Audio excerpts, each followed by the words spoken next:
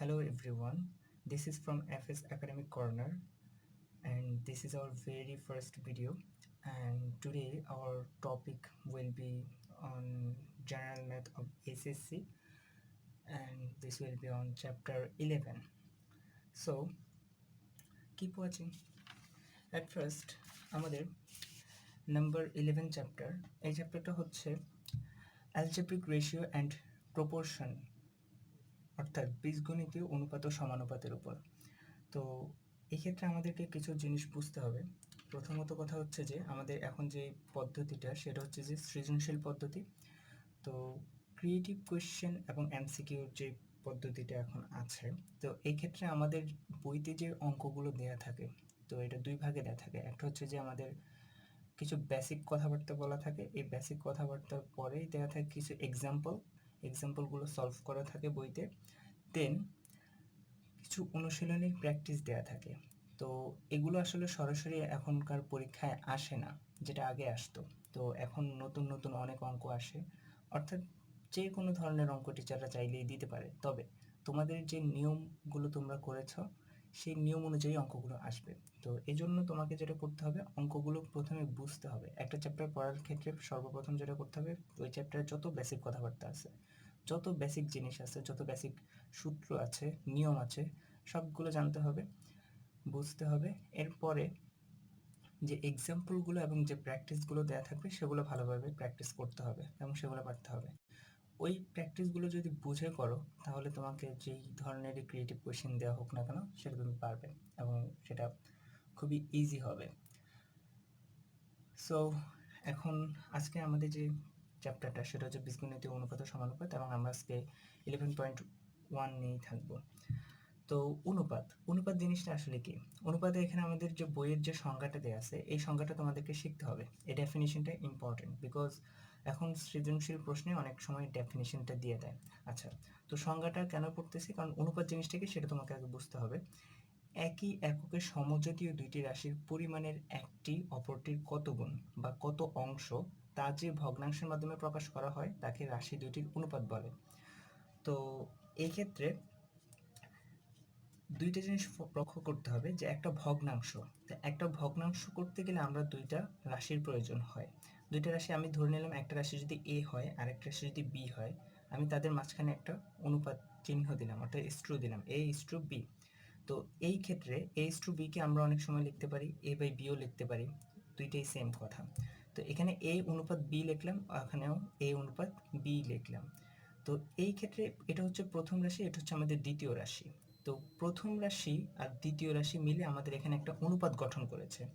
তো অনুপাত গঠন করার ক্ষেত্রে যে জিনিসটা লক্ষ্য রাখতে হবে, আমরা যে দুইটা রাশি নিচ্ছি সেই দুইটা রাশিকে সমজাতীয় হতে হবে। সমজাতীয় হলেই তারপর সেটা অনুপাত গঠন করবে। যদি সমজাতীয় না হয় তাহলে সেটা অনুপাত গঠন করবে না।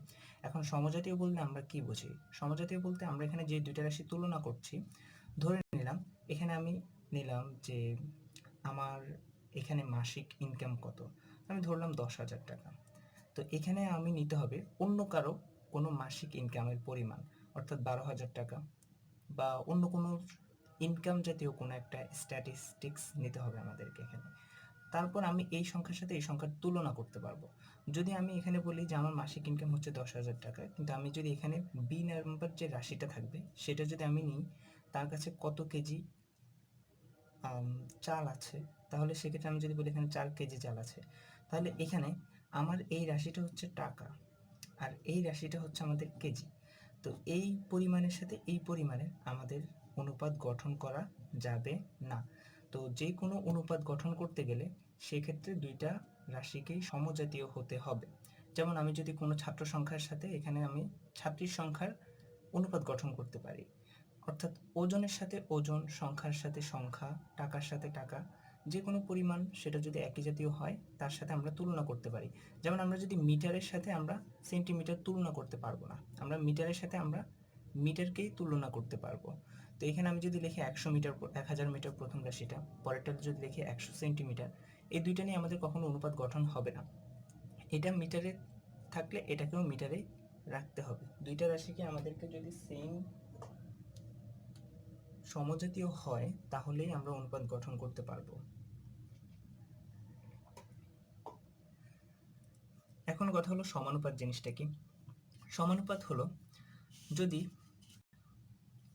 দুইটা অনুপাত সমান হয় তাহলে সেটাকে আমরা সমানুপাত বলি। এখন ধরে নিলাম এ বি সি ডি, এটা হচ্ছে চারটা রাশি। তো এই ক্ষেত্রে আমি লিখলাম এ অনুপাত বি, আর হচ্ছে যে এখানে সি অনুপাত ডি, এটা হচ্ছে একটা অনুপাত, এটা হচ্ছে একটা অনুপাত।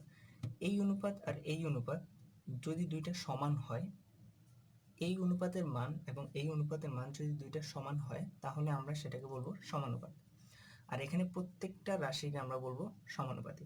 তো এই ক্ষেত্রে একটা মজার জিনিস যেটা হচ্ছে লক্ষ্য করতে হবে, সেটা হচ্ছে যে এই অনুপাতের ক্ষেত্রে চারটা রাশিকেই সমজাতীয় হতে হবে এমন কোনো শর্ত নেই। এই অনুপাতের ক্ষেত্রে প্রথম যে দুইটা রাশি আছে, প্রথম এই দুইটা রাশিকে সমজাতীয় হতে হবে এবং পরের যে দুইটা রাশি আছে এই দুইটা রাশিকে সমজাতীয় হতে হবে।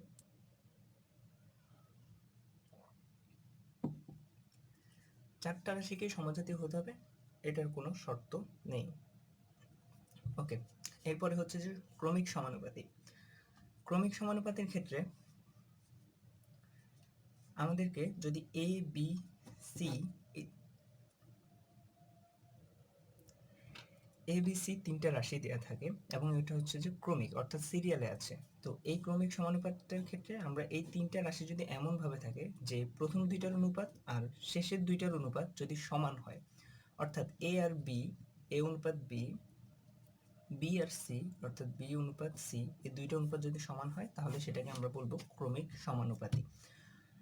তার মানে তিনটা রাশি দিয়ে আমরা ক্রমিক সমানুপাতি গঠন করতে পারি। তাহলে সেই ক্ষেত্রে হবে প্রথমটার সাথে দ্বিতীয়টার অনুপাত আর দ্বিতীয়টার সাথে তৃতীয়টার অনুপাত। এবং এখানে একটা জিনিস আমাদেরকে যেটা জানতে হবে, সেটা আমরা একটু পরে সূত্রগুলোর মধ্যে আসব, সেটা হচ্ছে যে এ অনুপাত বি আর বি অনুপাত সি যদি হয় তাহলে আমরা এটাকে লিখতে পারি এ বাই বি, আর এখানে লিখতে পারি বি বাই সি। তাহলে আর গুণ করলে আমরা বি স্কোয়ার পাচ্ছি আর এখানে পাচ্ছি এসি, তাহলে B square equals to AC. তার মানে দ্বিতীয় রাশির উপর হোল স্কোয়ার দিয়ে আমরা পাচ্ছি প্রথম রাশি গুণ তৃতীয় রাশি। এটা হচ্ছে ক্রমিক সমানুপাতির একটা সূত্র। যদি দ্বিতীয় রাশির স্কোয়ার ইকুয়ালস টু প্রথম রাশি গুণ তৃতীয় রাশি সমান হয় তাহলে সেটা আমাদের ক্রমিক সমানুপাতি হবে। ওকে, তো এখন এই চ্যাপ্টারটা করতে গেলে আমাদেরকে কিছু রুলস এট ফার্স্ট জানতে হবে, কিছু নিয়ম জানতে হবে। সেই নিয়মগুলো আমরা প্রথমে দেখব। তো এটা হচ্ছে অনুপাতের রূপান্তর। এই অনুপাতের রূপান্তরগুলো আমাদেরকে দেখতে হবে সর্বপ্রথম। তো এখানে আমাদের প্রথম নিয়মটা হচ্ছে ব্যস্তকরণ। ব্যস্তকরণকে আমরা ইংরেজিতে বলতে পারি ইনভার্টেন্ডো। তো ব্যস্তকরণের ক্ষেত্রে যদি একটা অনুপাত এরকম দেয়া থাকে A by B equals to C by D, A by বিকে আমরা আসলে লিখতে পারি, এ বাই বিকে আমরা এ অনুপাত বিও লিখতে পারি, এটা একই কথা। তো এ বাই বি ইকুয়ালস টু যদি সি বাই ডি দেওয়া থাকে তাহলে এটাকে যদি আমরা ব্যস্তকরণ করি তাহলে যেটা বোঝায় সেটা হচ্ছে উল্টায় নেওয়া, অর্থাৎ উপরের সংখ্যাটা নিচে যাবে, নিচের সংখ্যাটা উপরে যাবে। দেখো এখানে এ বাই বি ছিল হয়ে গেছে B by A, C by D ছিল হয়ে গেছে ডি বাই সি। তো আমরা এখানে ব্যস্তকরণ করলাম, অর্থাৎ সহজ ভাষায় যদি বলি উল্টায় ফেললাম। আর মনে রাখতে হবে অনুপাতের এই যে এই প্রথম রাশিটা এটাকে আমরা বলি পূর্ব রাশি আর পরের রাশিটাকে আমরা বলি উত্তর রাশি। তো ব্যস্তকরণ করলে একটা অনুপাতের অর্থাৎ এই পুরো সমীকরণটার কোনো মানের পরিবর্তন হয় না, কারণ আমরা যাই করতেছি না কেন উভয় পাশেই করতেছি। একান্তরকরণের নিয়মটা কি, যদি কখনো একান্তরকরণ করতেই হয় তাহলে এখানে A by B equals to C by D যদি একটা সমীকরণ দেয়া থাকে তাহলে এই ক্ষেত্রে এখানে সি আর এখানে বি এই দুইটা কোণায় অবস্থিত, এইটা আবার এ এর সাথে ডি এটাও কোণাকুণি অবস্থিত। তো সহজভাবে যদি বুঝে নাও তাহলে এর জায়গায় যদি ডি চলে যায় এবং ডি এর জায়গায় যদি এ চলে আসে তাহলে এখানে যেটা হবে এ বাই সি আর বি বাই ডি, সেম কথা।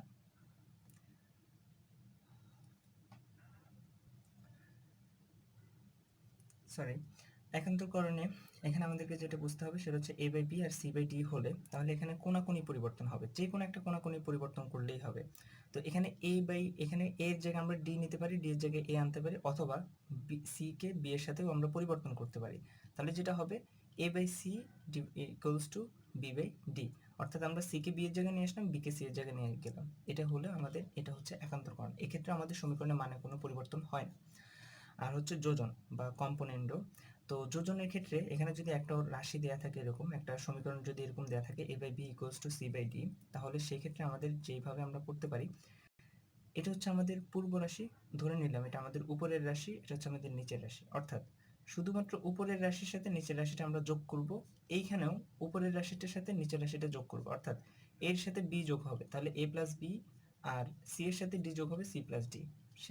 আর নিচে যে বি আছে আর ডি আছে, এই দুইটার কোনো মানে চেঞ্জ হবে না, এটাকে আমরা বলি যোজন। আর বিয়োজনের ক্ষেত্রে অর্থাৎ ডিভিডেন্ডও, এটার ক্ষেত্রেও সেম। এখানে a/b আর c/d দেওয়া থাকলে তাহলে a থেকে আমরা bটা বিয়োগ করব, আর c থেকে আমরা d বিয়োগ করব, তাহলে a/b, এখানে a - b/b R c - d/d।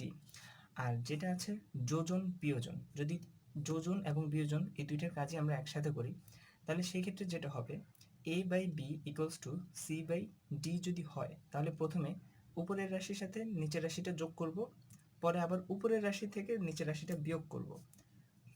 এই ক্ষেত্রে আমাদের যে মানটা হবে, প্রথমে এর সাথে যদি আমি বি যোগ করি তাহলে হবে a + b, তারপর নিচে যদি আমি a থেকে b বিয়োগ করি তাহলে হবে a - b। আবার এখানে সেম c এর সাথে d যোগ করলাম, আবার c থেকে d বিয়োগ করলাম, এটা হচ্ছে যোজন বিয়োজন। তো আরেকটা জিনিস, সেটা হচ্ছে যোজন বলতে আসলে আমরা কি বুঝি, এই জিনিসটা আসলে আমরা কি, এখানে যোজন বলতে a/b = c/d, এই ক্ষেত্রে প্রত্যেকটা অংশের সাথে, প্রত্যেকটা ভগ্নাংশের সাথে যদি আমরা এক যোগ করি, এটাকেই বলে যোজন। আর যদি প্রত্যেকটা ভগ্নাংশের থেকে আমরা যদি এক বিয়োগ করি, সেটাকে আমরা বলি বিয়োজন। এখন এখানে দেখো, এখানে যদি লসাগু করো তাহলে এখানে উপরে চলে আসবে a + b আর নিচে b রয়ে যাবে, এখানে c + d নিচে d রয়ে যাবে, এখানেও a - b নিচে b রয়ে যাবে, এখানে c - d নিচে d রয়ে যাবে। অর্থাৎ যোজন করলে এই সমীকরণটা চলে আসে, বিয়োজন করলে এই সমীকরণটা চলে আসে। তার মানে যোজন হচ্ছে কোনো সমীকরণের সাথে উভয় পক্ষে এক যোগ করা, আর বিয়োজন হচ্ছে কোনো সমীকরণের সাথে উভয় পক্ষে এক বিয়োগ করা। তো আমরা কেন এইভাবে শিখবো, কারণ আমাদের অঙ্কগুলো যত শর্ট করে করা যাবে তত আমাদের টাইম সেভ হবে এবং তত আমাদের অঙ্কগুলো সহজ হবে, তাই আমাদেরকে এই নিয়মগুলো ফলো করতে হবে। এগুলো আমরা মডিফাই করে নিচ্ছি। আর যোজন বিয়োজন যখন আমরা একসাথে করব, অবশ্যই মনে রাখতে হবে যে উপরের সংখ্যার সাথে নিচের সংখ্যাটা যোগ হবে, আবার উপরের সংখ্যা থেকে নিচের সংখ্যাটা বিয়োগ হবে।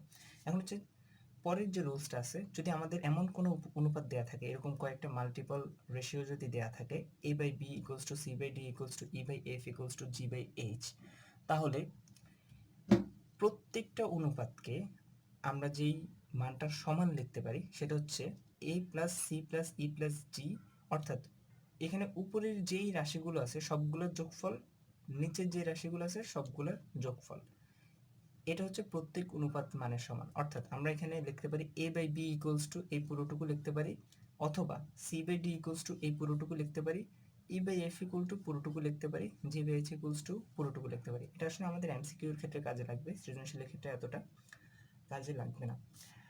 ওকে, দেন আমাদের 7 নম্বর রুলস হচ্ছে a/b, এরকম যদি কোনো অনুপাত দেওয়া থাকে তাহলে দ্বিগুণ অনুপাত বলতে আমরা ওই দুইটা রাশিকে স্কয়ার করাটাকে বুঝবো। তাহলে কোনো অনুপাতকে যদি দ্বিগুণানুপাত করতে বলা হয় তাহলে দুইটার উপর আমরা বর্গ করব, তাহলে হয়ে যাবে। আর যদি দ্বিবিভাজিত অনুপাত চাই তাহলে সেটার উপর রুট করব। আর নাম্বার 9, যে এই রুলসটা একটু আগে আলোচনা করা হয়েছে, সেটা হচ্ছে যে এ বি সি তিনটে রাশি যদি ক্রমিক সমানুপাতি হয়, আমরা এ বি সি তিনটে রাশিকে তখনই ক্রমিক সমানুপাতি বলতে পারবো যখন প্রথম দুইটার অনুপাত দ্বিতীয় দুইটার শেষের দুইটার অনুপাতের সমান হবে, এরপরে এবং শেষ পর্যন্ত B square equals to AC হবে। তো এটা গেল আমাদের এই চ্যাপ্টারের যেই প্রাইমারি রুলসগুলো দরকার আছে সেই রুলসগুলো। এরপরে এখন আমরা আমাদের এক্সাম্পলে চলে যাব।